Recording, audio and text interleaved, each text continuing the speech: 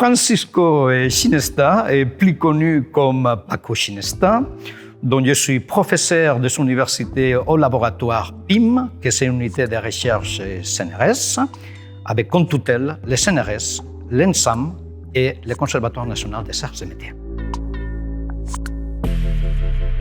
Mon domaine de la recherche, je dirais que c'est deviner le futur. On essaye effectivement de regarder la physique, la traduire en équations, être capable de résoudre ces équations pour prédire ce qui va se passer un peu plus tard dans le domaine de l'ingénierie. Et quand on est capable de faire tout ça, on arrive à faire des conceptions, on va dire des composants, des produits et des systèmes.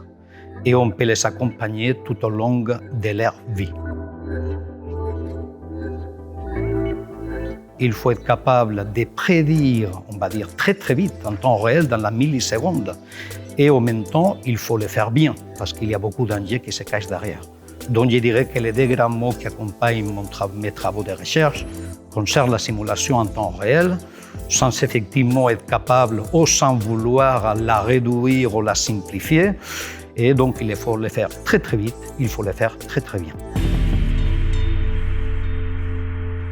On va prédire les comportements d'un système, on va prédire son état, on va essayer d'anticiper tout problème qui pourrait arriver, on va essayer de prédire ce qu'il va faire pour être capable de l'amener vers nous on voudrait l'amener.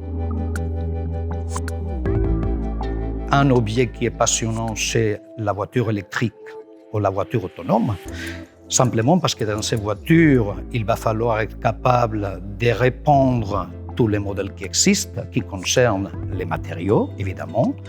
Il y a de nouveaux objets qui apparaissent, comme par exemple la batterie, avec toute leur complexité, qu'il faut être capable de maîtriser, de simuler pour être capable de planifier un itinéraire en temps réel, et bien entendu de s'adapter en fonction de ce qu'on va retrouver dans la route, parce que tout n'avait pas été anticipé. On peut simuler, on peut prédire des réponses de la mécanique des fluides, de la mécanique des solides, de l'électromagnétisme, des problèmes thermiques. Je dirais qu'on va balayer tous les domaines de la science de l'ingénierie.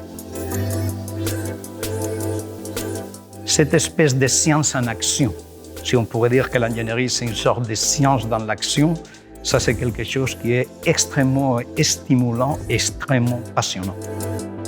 Pouvoir prédire ce qui va se passer, c'est fantastique. Et pouvoir utiliser ces prédictions pour concevoir de nouvelles choses et faire la vraie ingénierie, ça, je dirais, c'est un luxe, c'est un privilège.